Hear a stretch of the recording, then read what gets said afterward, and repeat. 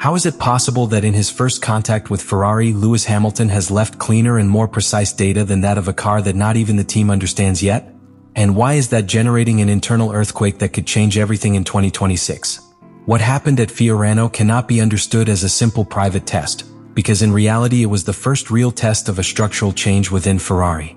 In a completely controlled environment, on the circuit that the team itself uses to validate each piece, each concept and each technical decision, Lewis Hamilton not only took his first laps with the SF26, he left an immediate mark that altered the internal perception of the project.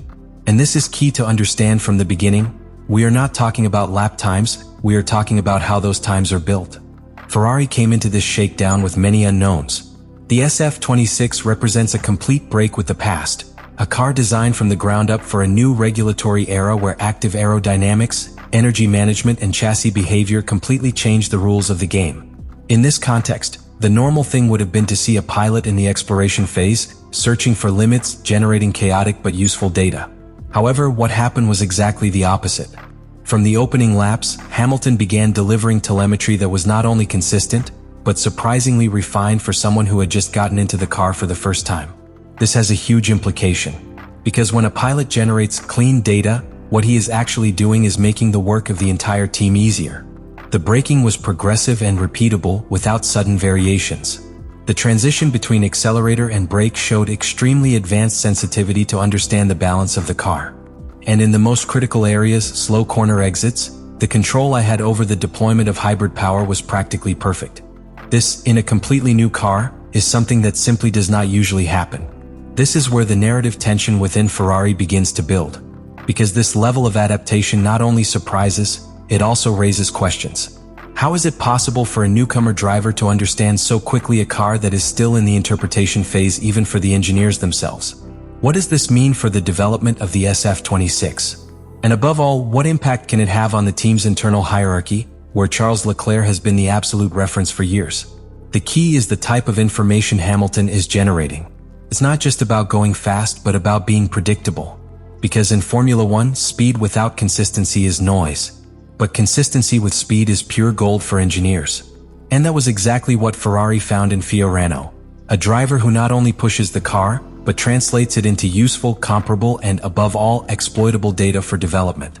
And this is where the act takes on an even greater dimension. Because Ferrari had been struggling for years with a critical problem: the lack of correlation between simulator and track. What worked in theory was not always replicated in reality, and that slowed the car's progress. But with Hamilton, for the first time, the data began to align.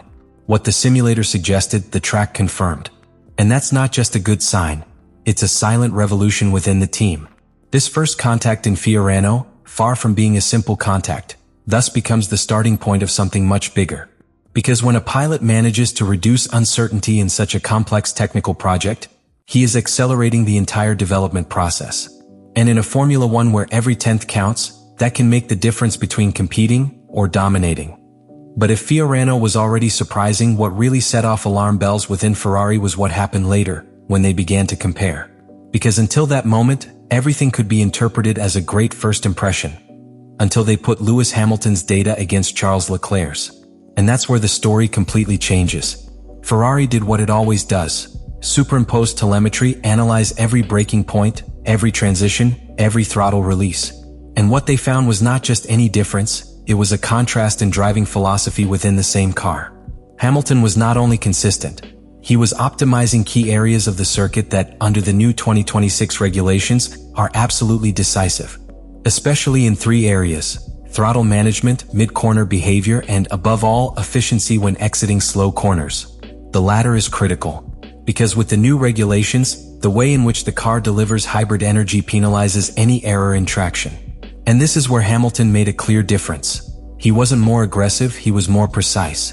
While other drivers were still negotiating the car, he already seemed to understand exactly where the limit was, and how to use it without breaking the balance. And this generated something that is rarely seen within a team like Ferrari: internal doubts. Not about Leclerc's talent, but about what it means to have a driver capable of redefining the reading of the car from day one. Because when a driver begins to show a different and potentially more efficient path, it forces the entire team to rethink things. Configurations, setup philosophies, even development direction. This is where a key figure comes in, Frédéric Vasseur. The team leader didn't just look at the data, he studied it personally. And what he found was something that Ferrari had been searching for years without success. A direct correlation between what the simulator said and what was happening on the track. With Hamilton, that connection began to appear almost immediately. And that changes absolutely everything.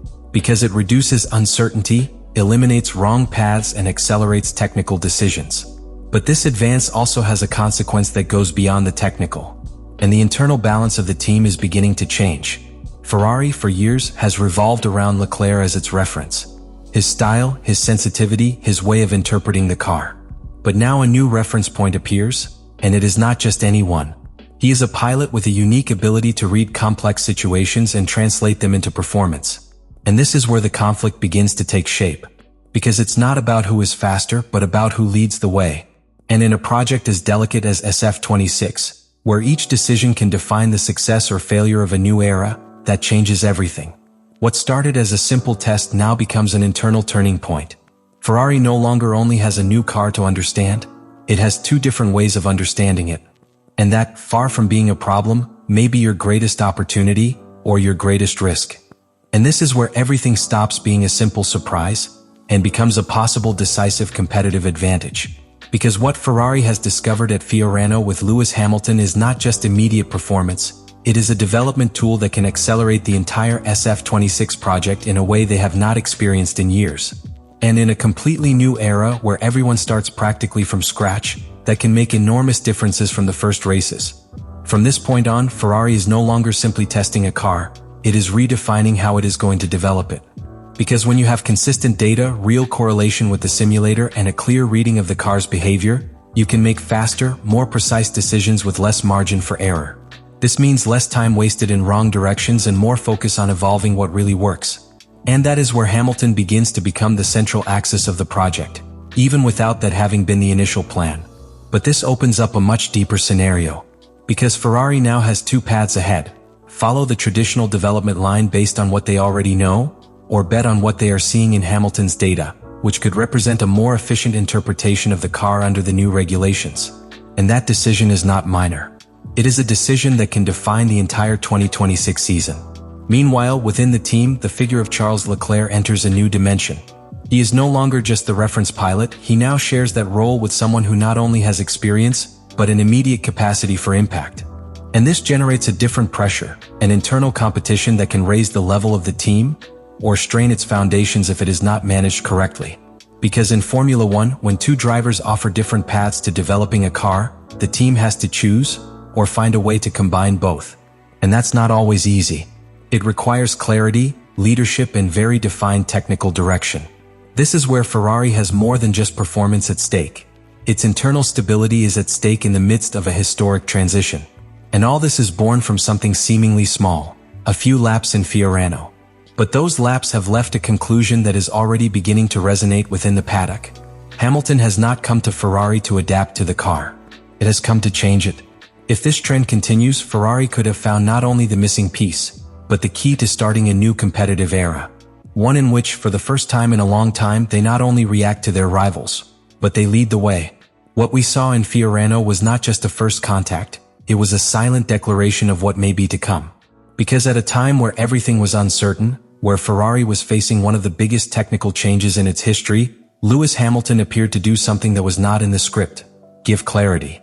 And in Formula One, clarity is power. It was not about setting the best time, nor about impressing with a spectacular lap. It was about something much more valuable: understanding the car before anyone else. Translating a completely new concept into usable data, into coherent sensations, into a solid foundation on which to build.